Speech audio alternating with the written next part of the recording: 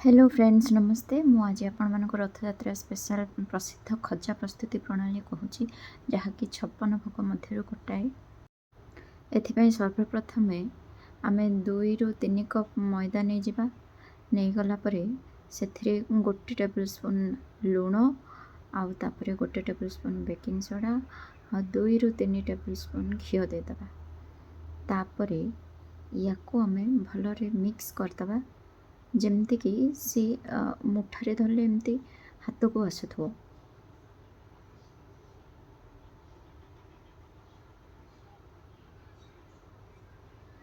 देखंतु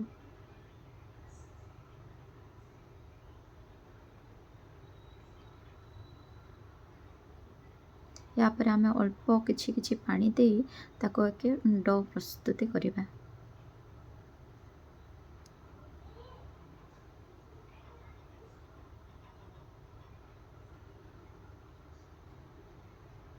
देखंतु वर्तमान आमर डो प्रस्तुति हो सारी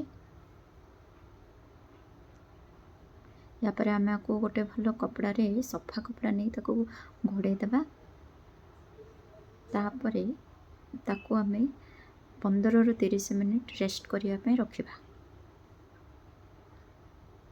आ एतिकी भितर आम चलतु चीनी सीरा प्रस्तुति करवा प्रणाली आरंभ करवा। एथिपाई आम गोटे थाली नहीं जावा से चीनी 2 ରୁ 3 कप और से किछि पानी नहीं आम चीनी सीरा प्रस्तुति आरंभ करवा।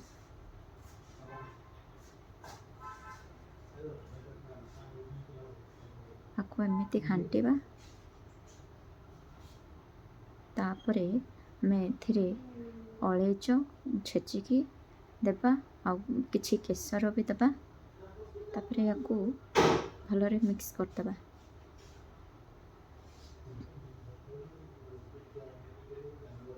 याकू एमती चलाउथुवा जेमती कि चीनी न लगे देखंतु आमर टिके टिके लागी जाइछि तथापि याकू टिके हिट देले ये मेल्ट हो जीवो धीरे धीरे। आमर वर्तमान चीनी सीरा प्रस्तुत हो सारी एबे देखंतु आम जो घोड़ेकिना रखिले ताहा भलरे हो सारी ताको एबे आम छोट छोट छोट छोट नुह तो गोला दीटा बनै देकी ताको एबे बेलिबा आरंभ करदबा। तापरे याको आम एमती राउंड राउंड शेप देदेबा देदेला परे ताको आम छोट छोट पीस रे काटिदेबा।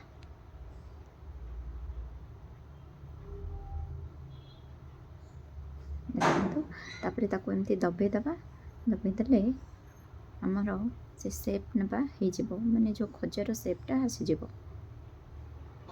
तापरे आम तेलाणी बसैबा तेलाणी बसैबा एथिरे आम किछि ऑयल दे माने से खजा बुड़ीला वाला ऑयल दे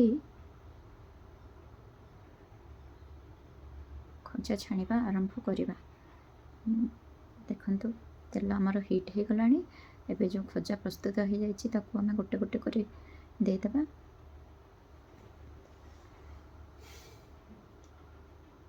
या परे देखंतु ताको एपट सेपट उल्टे दबा।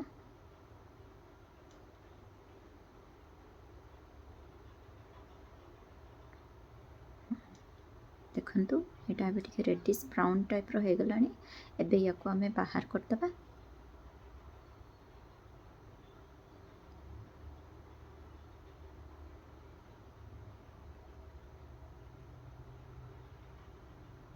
गोटे गोटे सब बाहर करदबा।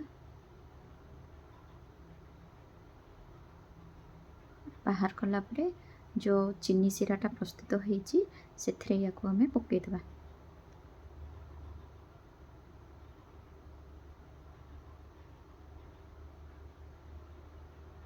देखंतु एकदम चटपटा गर्मा गरम मीठा आमर प्रस्तुति है रेडी हो जाइछि। एबे याको गोटे प्लेट नहीं ताको सर्व करवा।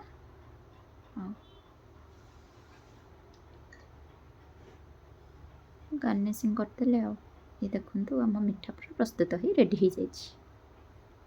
Thank you.